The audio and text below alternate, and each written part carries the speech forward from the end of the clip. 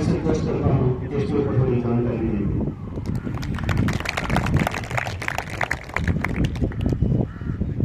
Good morning principal साहब, good morning students और बाकी स्टाफ मेंबर्स। आज वक्त थोड़ा कम है, फिर भी मैं आपसे मुखातिब होना चाहता हूँ। आज सिर्फ मैं 2-5 मिनट होगा इंट्रोडक्शन सेक्शन के लिए लेक्चर के बारे में कभी करेंगे।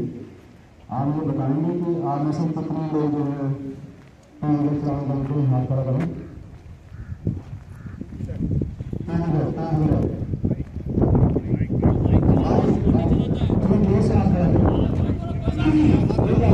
करने के बगैर यार इसमें क्या है, ये हुनर है आपके पास। मैंने पूछा कि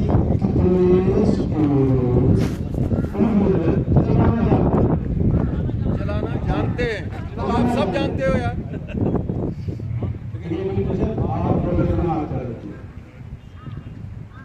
जो चलाना जानते हैं उनमें से कितने लोगों स्टूडेंट्स के पास लाइसेंस है?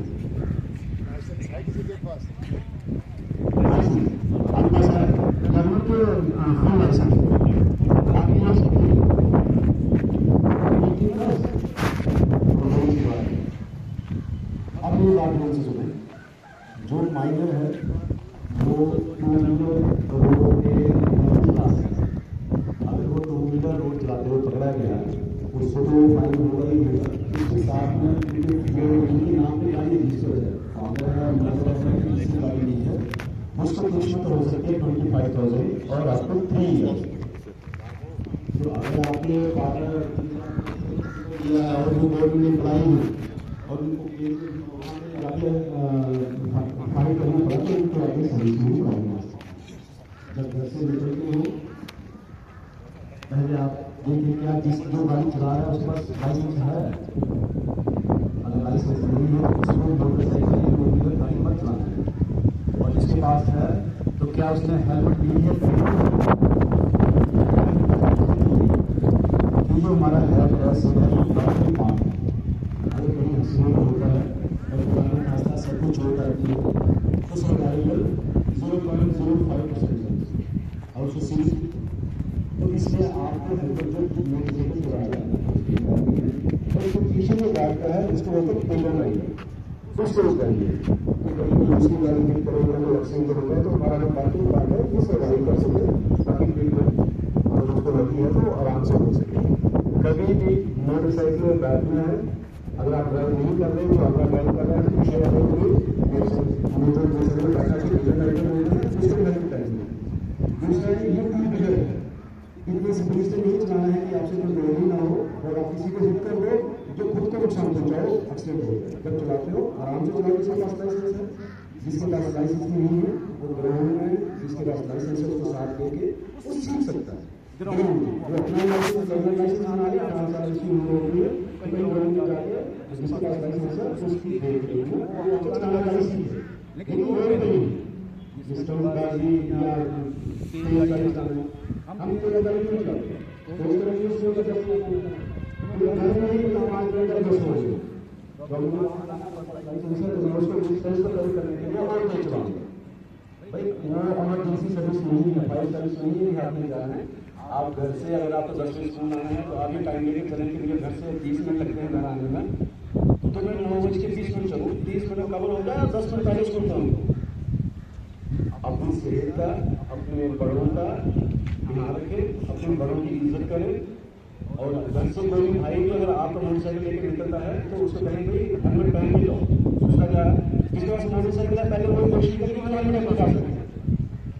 और 2 हेलमेट रखिए, मार्केट में जा रहा है कोई दोस्त मिल गया उसको गाड़ी में आगे तक ड्रॉप कर दो तो आप उसको हेलमेट दे दो भाई ड्रॉप कर दो। आज छोटा है सच में ही रहेगा। अपना सेहत का ख्याल रखें, अपने बड़ों की इज्जत करें और एक अच्छे शहरी करें और ट्रैफिक रूल्स ऑबे करें। Thank you.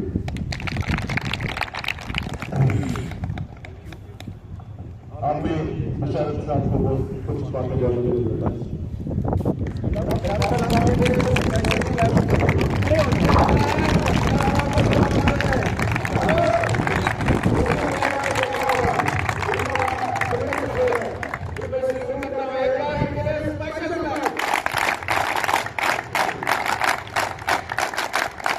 अफरान, फिर इसके साथ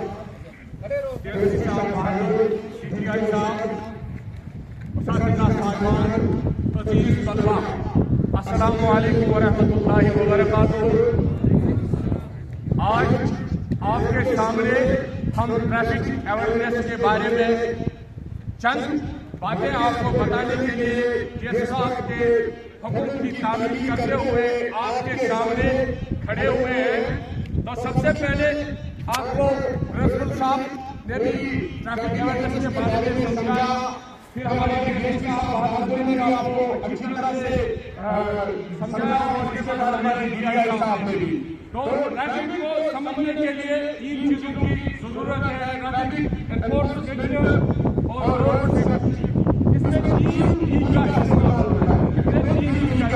होता है। सबसे पहले जो देखा जाए तो एजुकेशन आती है। जो एजुकेशन और दूसरा जो चीज है वो है इंजीनियरिंग और तीसरा जो है वो एनफोर्समेंट है। तो दो चीजें जो है वो हमारे मुल्क में है, उसमें एक है एजुकेशन। तो हम स्कूलों में जाके आपको जागरूक करते हैं ट्रैफिक कानून के लिए, और दूसरा जो है वो एनफोर्समेंट है।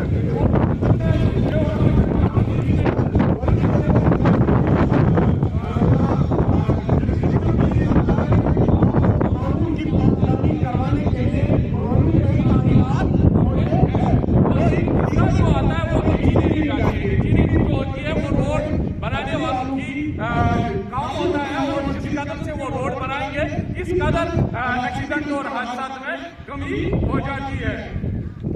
तो आपको बताने के लिए सबसे पहले हमें एक मशहूर कहावत मैं आपके साथ शेयर करना चाहूंगा कि एक मशहूर कहावत है, आहिस्ता और मुस्तकम रेस जीता है, यानी कि जिसको हम इंग्लिश में कहते हैं slow accident is winning the race. सबसे पहले जब एक ड्राइवर साहब गाड़ी पे चढ़े तो उसको सबसे पहले इन चीजों का ध्यान रखना चाहिए कि उसको अपनी गाड़ी को जांचना है। बचने के लिए सबसे पहले उसको अपनी गाड़ी को जांचना है और जांच के लिए देखना है मेरा ब्रेक, मेरा गाड़ी का सामान, वाटर टंकी कितना हो गया, ये सब चीजें उसके बाद गाड़ी चलानी है ताकि आगे से वो एक्सीडेंट और हादसा से बचे। जैसे कि आप जानते ही हो कि हमारे मजहब में भी एक हदीस मुबारक मुझे याद आया है, अक़ीदतु व तवक्कुल, अक़ीदतु व तवक्कुल। रसूलुल्लाह सल्लल्लाहु अलैहि वसल्लम के पास एक सहाबी आया और कहा कि रसूलुल्लाह सल्लल्लाहु अलैहि वसल्लम ने फरमाया कि आप किस पर आए हैं? तो सहाबी ने कहा कि या रसूलुल्लाह मैं घोड़े पे आया। बोला घोड़ा कहाँ छोड़ दिया? बोला घोड़ा हमने छोड़ दिया, मैंने तवक्कुल किया। बोला क्यों छोड़ दिया? बोला मैंने तवक्कुल किया।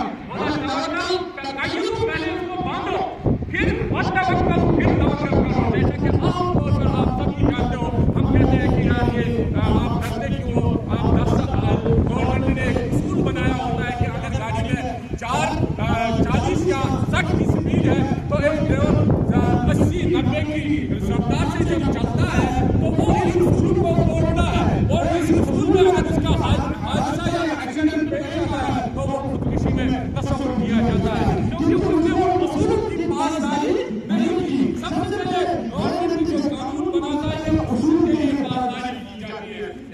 ये हम गैर जिम्मेदाराना ड्राइविंग की वजह से और मुतअद्दिद हादसा के शिकार हो जाते हैं, और वजह यही होता है कि ट्रैफिक के कानून पर अमल की नहीं जाती है। और ट्रैफिक के कानून किस लिए बनाए जाते हैं? ट्रैफिक के कानून ये हुकूमत की तरफ से पैसे कमाने के लिए नहीं बनाए जाते। सबसे पहले हमारे दिमाग में ये बहुत सी गलतफहमी होती है कि ट्रैफिक के कानून पैसे कमाने के लिए नहीं बनाए जाते हैं, ड्राइवर के तहफ़्फ़ुज़ के लिए है। इसी मकसद को पूरा करने के लिए ड्राइविंग कस्टडी कराए जाते हैं। इसी मकसद को पूरा करने के लिए ड्राइविंग कस्टडी कराए जाते हैं। ट्रैफिक के निशानात, रफ्तार, दाखिल होना, यू-टर्न लेना, उन निशानात को समझने के लिए ट्रैफिक के कानून बनाए जाते हैं ताकि जिस रोड पे भी हमारा ड्राइवर साहब चढ़े ये किसी किस्म के निशानात या हादसा का शिकार न हो जाए। तो सबसे पहले तेज रफ्तारी को, ट्रैफिक के उसूल को, ट्रैफिक के कानून को समझना है, इनकी पासदारी करनी है, इनकी पासदारी अमल में लानी है, तब जाके इन चीजों से हम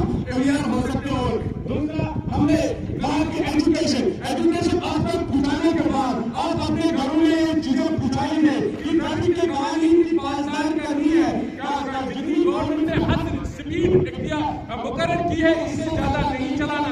जैसे कि अगर गाड़ी में 7 बंदूक की कैपेसिटी गवर्नमेंट ने पास की है, आप 10 भरोगे या 12 भरोगे, वो एक्सीडेंट और हादसे के शिकार हो जाते हैं। जैसे कि एक बंदे को अगर हम एक प्लेट चावल खाने की कैपेसिटी देते हैं, तो अगर उसको 5 या 10 प्लेट खिलाने को खिलाएंगे हम, तो उसको किसी न किसी तरीके से जिस्मानी नुकसान, उसको बदहजमी जिसको हम बोलते हो जाएगी। इसी तरह गाड़ी की अगर कैपेसिटी 7 चलानी है, हम 10 डालते हैं, तो ये एक्सीडेंट और हादसा की बुनियादी वजह बन जाती है। तो इन चीजों की पासदारी करनी है। जैसे कि आज हमारा राष्ट्रीय राजमार्ग जिस पर हम आज तायनात कर रहे हैं, ये जो हमारा राष्ट्रीय राजमार्ग NH-44 जम्मू कश्मीर है, इस पर अक्सर आप देखते होंगे एक्सीडेंट और हादसा होते, और इनकी बुनियादी जो वजह है वो खाली है स्पीड, तेज रफ्तारी। क्योंकि ये जो हमारा राष्ट्रीय राजमार्ग है, ये एक पहाड़ी के दामन के साथ जुड़ा हुआ है, जो कि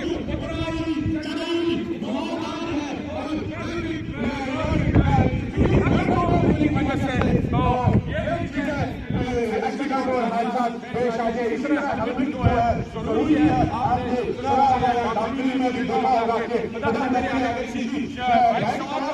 हो जाए तो अगर जवान मर जाता है तो बंदा बचता नहीं है, अगर गिर जाता है पंपिंग के लिए तो चांसेस बन जाता है कि बंदा जिंदा रह सकता है, लेकिन अगर जवान भी मर गया तो बंदा जिंदा रह सकता है। इसी के साथ में आप सबसे अलविदा लेना चाहता हूँ। शुक्रिया, थैंक यू, शुक्रिया। बच्चों आपने सुन ही लिया होगा सारा ट्रैफिक से रिलेटेड, आप भी कुछ समझदार हो। आप मैक्सिमम लड़के कौन सी क्लास में पढ़ रहे हो सर? 11th। तो तभी तो आपको सभी हो गई। मगर है कि आप इसका रूल को अप्लाई करें, सेल्फ डिसिप्लिन में रहें, पढ़ाई भी करें, रूल्स को अपनाएं, ठीक है। सीखने वाला तो एक बिल्कुल सीख जाता है कि मैंने क्या करना है, क्या नहीं करना है। मैं प्रिंसिपल साहब का शुक्रिया अदा करता हूँ, बाकी स्टाफ के जो लेक्चरर टीचर वगैरह जो भी है, इनका भी बहुत बहुत शुक्रिया, आप बच्चों का बहुत बहुत शुक्रिया। एक हम टाइम टेबल लेंगे प्रिंसिपल के साथ में, बच्चों के साथ ही। अगर वो स्टेज पे आप खड़े हो जाए, आप थोड़ा ऊपर चल के खड़े हो जाएंगे, उनको बड़ा thank you sir, thank you very much.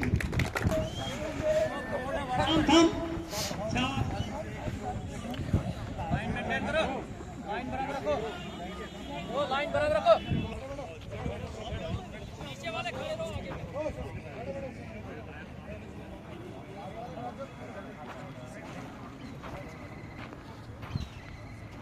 सीधा खींचे उधर से, ये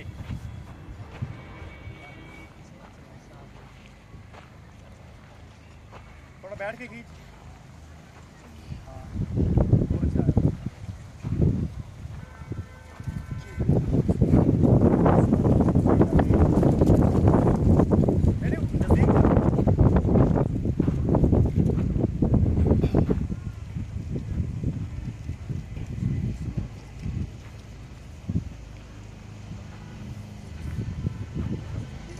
हो गया?